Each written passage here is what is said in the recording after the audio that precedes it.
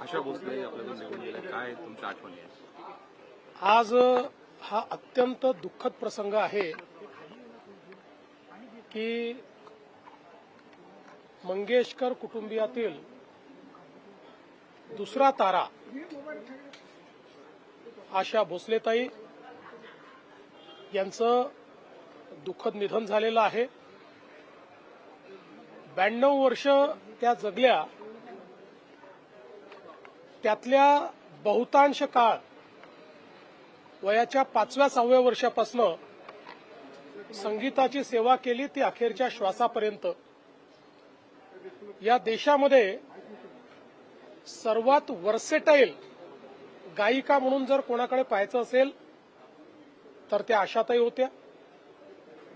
आशाताईंनी तोरा मन दर्पण कहलाये अशा प्रकारचं क्लासिकल गाणं देखील म्हटलं आणि त्याचवेळी अतिशय आधुनिक खतुबासारखं गाणं देखील तेवढ्याच लिलया त्यांनी म्हटलं.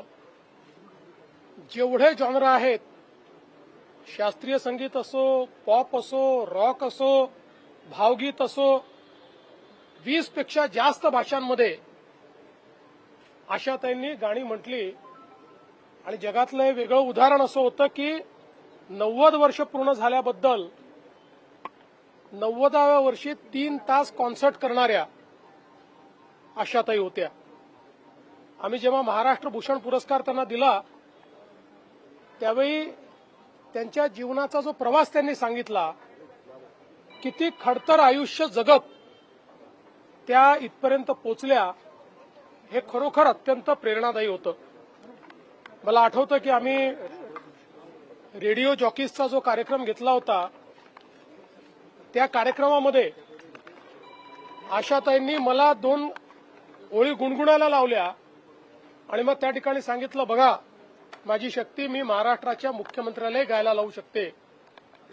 असं अतिशय जिंदादिल अशा प्रकारचं त्यांचं व्यक्तिमत्व होतं. कुठल्याही कार्यक्रमाची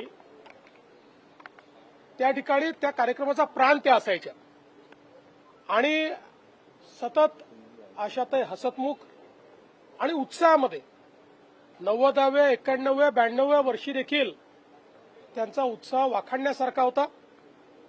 आम्हाला ही पूर्ण खात्री होती की लता दिदींची तर आम्ही 100वी करू शकलो नाही, पण आशाताईंची 100वी निश्चितपणे करू शकू.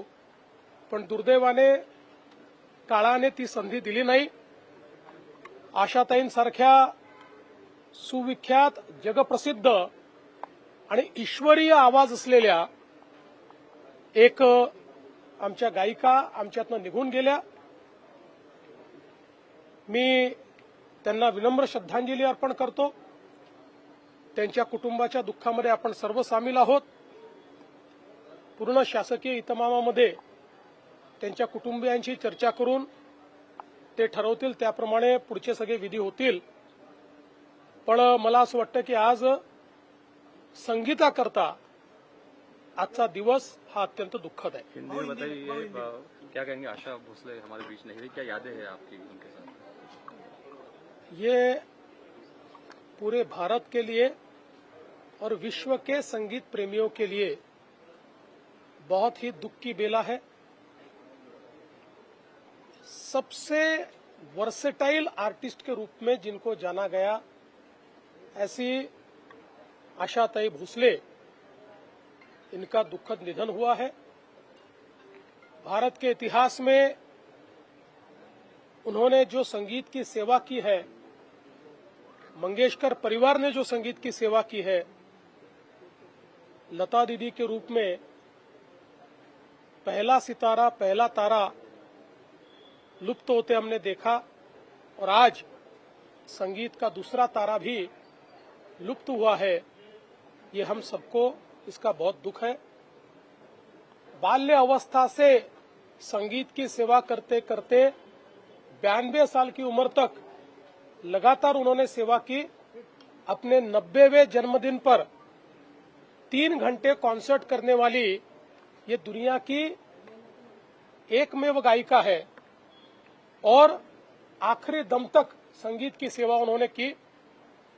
हम सभी लोग जानते हैं कि शास्त्रीय संगीत से लेकर पॉप, रॉक, सभी प्रकार की संगीत उन्होंने हम लोगों को दिया, सभी प्रकार के गीत उन्होंने गाए।